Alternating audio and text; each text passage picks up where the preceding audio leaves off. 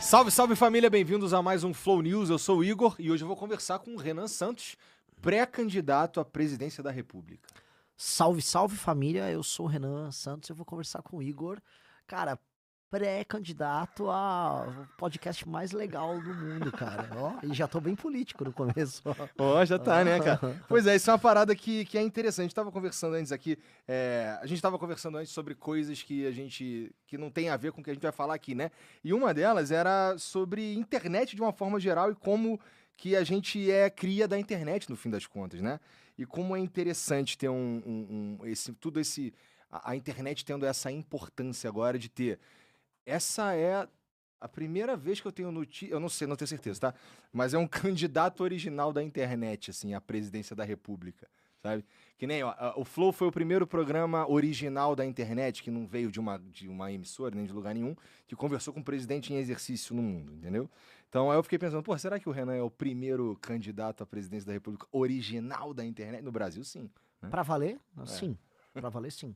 Teve políticos que usaram depois a internet, mas original, assim, um produto de fábrica da internet, sim. Em que medida isso? Porque assim, ó, eu vejo que quando a gente faz aqui o Flow News, a gente vai falar de alguns assuntos como, por exemplo, Banco Master, né, que tem sido uma pauta infinita, né? Os caras também, inclusive, não param de dar assunto pra gente, né, sem parar. Você estava me dizendo que saiu mais coisa hoje. Cara, quando rola esses assuntos assim, a gente vê no chat ali uma galera se movimentando, falando do Renan, né? O meu ponto é uns caras da internet falando de um cara da internet também. Então, em que medida que tu tá vendo, que ser da internet te ajuda na tua pré-candidatura, porque ainda não é campanha?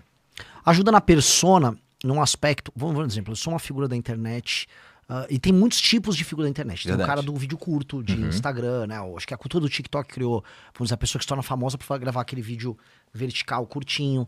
Tem o cara do vídeo longo do YouTube, tem o cara da live, tem o cara do podcast. Eu sou o cara da live longa e do vídeo longo. E o que isso me dá de força? Se fosse aquelas skills que você tem no...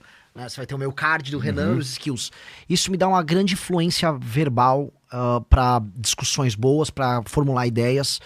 E para manter a pessoa, através da retenção, entendendo o que eu tô falando. Eu entendi uma lógica em que eu falo rápido e concateno ideias de maneira rápida para não perder a retenção. Porque se eu falasse assim para você, Igor, então, a ideia é... Essas pausas, o cara simplesmente muda de canal. A pausa é inimiga da retenção. Então, isso me serviu como uma ferramenta para eu expor ideias um pouco mais complexas, que no vídeo de 1 minuto, 2 minutos eu não conseguiria expor, e gerar um público de melhor qualidade. Esse público de melhor qualidade, ele é um público que se dedica mais à causa, porque ele teve tempo de entender e aprofundar aquilo. Então eu usei uma força que eu tinha como um cara de internet de vídeos longos, de modo a construir uma base muito fiel, muito leal, baseada nos princípios nossos. E aí isso me permitiu ser uma pessoa que vai bem em podcasts, vai bem em entrevistas, porque eu faço, vamos dizer, eu concateno as ideias de maneira original, de uma maneira melhor do que outros. Eu creio que o cara do vídeo curto não tem essa habilidade, por mais que ele venha da internet, ele não vai ter essa habilidade. Ele vai ter outra coisa.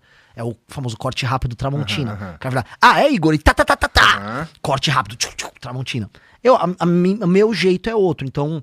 Eu acho que não estavam acostumados a lidar com este tipo de cara de internet. Que já é o cara do vidão, né? Não é do vidinho. Mas aí, sim. Mas ser o cara da internet te coloca numa posição também que tu é meio jovem demais pros caras te respeitar, não é? Nossa, você tá falando do meu drama, né? O meu drama, que agora é o seguinte, eu fui aprendendo algumas coisas, né? E esse aqui, vamos dizer, como pré-candidato, é a terceira entrevista que eu faço com você, uma no final do ano passado. Outra no Flow News aqui esse ano e agora. E assim, nessa trajetória, né, fui aprendendo a ser pré-candidato. Uma das coisas que eu aprendi caras do mercado, caras da grana e a política, eles não respeitam muito suas ideias. Eles só respeitam a força, e a força é pesquisa. E algumas pesquisas. E eu fui em muitos podcasts de mercado financeiro, eu visitei aquela Faria Lima inteira, rodei setores, rodei agro, rodei comércio, rodei indústria. Ideias incríveis, mais bacana. Guarda ali fora, quer um cafezinho?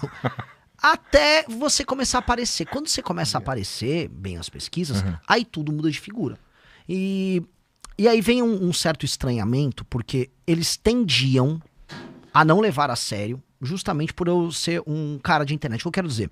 Eu não tinha muitas intenções de voto, mas eu tava, com 3%. O Zema tem 3% até agora. O Caiado, o governador, tem 3% até agora. Agora, o meu 3% valia menos do que 3% deles, porque eu não era um 3% de um político testado. É 3% de um cara de internet. Eu tenho que fazer muito mais do que eles pra eles me levarem a sério. E mesmo assim, parte da imprensa não me leva tão a sério quanto eles. O que é um erro. É um erro muito grande da imprensa, porque qualquer um hoje que trabalha com dados de internet, sabe? Volume, engajamento, número em redes, engajamento por usuário, ou pegar as principais pesquisas mais sérias que tem, a Atlas hoje é mais séria, vê que eu tô muito, muito acima, não só dos governadores, mas engajamento acima do Flávio. Do próprio Lula. Engajamento de Instagram, o Lula nem tem. Então, ok, eles deveriam estar vendo isso, mas eles não veem. E aí eu agora, né, dado que eu estou subindo, ganhando atenção, eles estão começando a ter que lidar com este fato. E eu acho que isso é bem interessante, né? Mas tá bom, aí eu tô entendendo. Mas porra, o que te... A gente já trocou essa ideia antes, mas só como você mesmo disse, tem mais gente te conhecendo agora. Cara, tu não é um administrador, tu é um comunicador que quer virar presidente, então. Não, eu também sou um administrador. Porque aí entra a minha outra faceta. Porque se for pegar eu no MBL... Eu lembro que a primeira vez que eu vim aqui no Flow foi em 2019. Foi um dos primeiros, foi um, assim, sei lá, na tua lógica foi claramente um dos primeiros. E foi assim, o Kim falou, não, mano, chama o Renan que vai ser legal. E aí eu vim. Isso faz muito, muito tempo. Eu era um cara de bastidores, de back-office, e eu basicamente administrava o MBL. Eu administrava a operação do MBL, aí depois eu passei a administrar o MBL, a Valete, o partido. Na prática eu sou meio que o CEO do MBL, do universo do MBL e do Partido Missão. Eu administro a operação mesmo. Eu criei boa parte dos produtos digitais, dos produtos físicos. Eu criei revista. Então esse é o meu grande forte. E isso me obrigou a ser também um comunicador, porque se você cria o produto e sabe vender ele junto, é bem melhor, né? Pô, basta ver alguns grandes empresários. O Elon Musk. Ele é hoje mais um troll de internet ou ele é mais um administrador de empresas? Ele é Ele consegue ser as duas coisas. E eu acho que é necessário você ser um grande administrador para ser um político ou ser um empresário. E ser também um comunicador. Você tem que ser as duas coisas ao mesmo tempo. Importante mesmo. E aí, cara, como tu tava falando aí, tu tava com 3%, e aí o mundo, e aí a vida acontece, né, cara? O Brasil, ele é um lugar tão interessante que aí a gente começa a ter, a gente tem de tempos em tempos aqui uns escândalos, né? A gente estava tendo um escândalo do INSS, e aí a gente teve o escândalo do Banco Master, e aí no meio do escândalo do Banco Master, a gente começa a ter uns vazamentos de mensagem de pré-candidato à presidência da República também, o Flávio Bolsonaro, e a gente começa a ver umas mudanças nas previsões, nas pesquisas para as eleições desse ano, e a gente começa a ver nessas mudanças, inclusive tu chegando ali em terceiro. E aí eu te perguntei aqui antes de começar, cara, tu já parou pra pensar que, cara, pode ser que tu vá pro segundo turno, cara? Eu vou. Pode ser que, assim, que as coisas aconteçam, porque assim, como a gente estava falando também antes de começar aqui, cara, eu achava que, sei lá, tu ia ficar ali no quarto, em quinto, sabe qual é? Não ia ter, nem passa perto de ir para um segundo turno. As coisas estão esquisitas no bom sentido para você, né? No mau sentido pro Flávio, por exemplo, que vem... Não é que o Lula, com o derretimento, com a perda de votos, ou com a perda de intenção do Flávio, o Lula ganhe, mas ele ainda perde, né? E é bom para tu, por exemplo. Sim, eu vou dar um exemplo de algo que eu estava comentando com um jornalista. Eu falei assim, mas como pode? Né, vocês realmente têm... A estrutura de vocês é mínima. Um jornalista que tava agora na Bahia, ele falou, aquele carro de vocês, eu falei assim, aqueles 2 carros, não é um carro, só é 2 carros, não estamos tão pobres assim. Aqueles 2 carros são nossos. Mas você tá rodando de carro mesmo? Sim. Mas você veio pra cá como? De carro. Porque era, sei lá, de Salvador, já eram uns 500 quilômetros de Salvador. Mas você veio de Salvador de carro? Eu vim de Salvador de carro. Tá. Aí ele falou, mas como é que você pretende ganhar deles? Eu, de carro. Aí eu falei, deixa eu te explicar uma coisa. Você acha que ele fez, os meus concorrentes, o Flávio, ele fez um grande investimento em estar no PL, ele tem um nome Bolsonaro e tal. Mas pensa o investimento que eu fiz, é um investimento que você não vê. Eu não estou no Banco Master. O quanto isto vale em termos de investimento político? O quanto vale em termos de investimento político eu não estar no escândalo do INSS? O quanto vale em termos de investimento político eu não ter me associado a vagabundo, eu não estar andando com um cara, sei lá, de milícia aqui, de comando vermelho ali, de não pegar grana com vagabundo? Isso é um investimento. Ele não aparece ser um investimento porque parece que eu simplesmente fiquei parado não fazendo coisas. Mas eu estou na política, eu estava montando um partido político e enquanto eu fiz isso, eu abdiquei de todo o lucro político, de ter grana fácil, de puxar o saco, sei lá, do político certo na hora certa. Podia ter puxado o saco do Marçal em 24, todo mundo nosso crescia. Podia ter puxado o saco do Bolsonaro, podia ter puxado o saco do Nicolas, como tem uns que puxam. E aí eu ficava subindo de escadinha em escadinha. Hoje, o melhor investimento claramente é não ter puxado o saco de ninguém e não ter entrado em um escândalo. Isso é um baita do investimento. Se você olhar, eu fiz um investimento colossal em não fazer nada disso. E aí isso me coloca numa posição muito confortável. Então não é que, assim, não é sorte. Eu juro pra você o Igor tá rindo, coloque a câmera na cara. O Igor falou, o Renan tá vindo com uma boa resposta de político. Que é uma bela resposta que eu dei agora. Mas é verdade. Mas então, eu entendo. E é interessante. É interessante aí tu tu ter feito essas escolhas de palavras aí. Só isso, só por isso que eu tava rindo só. Porque é que assim, é engraçado, mas pensa assim, o Kim. Se o Kim, pensa assim, o Kim fez uma escolha. Quando o Bolsonaro começou a errar no primeiro mandato dele, o Kim falou, vou criticar. Perdeu o eleitor. Quando o Bolsonaro fez todas as besteiras que ele fez na pandemia, Kim até pediu impeachment. Perdeu o eleitor. Essa perda de eleitor é um investimento. É igual você pega um capital que você tem e investe num projeto novo.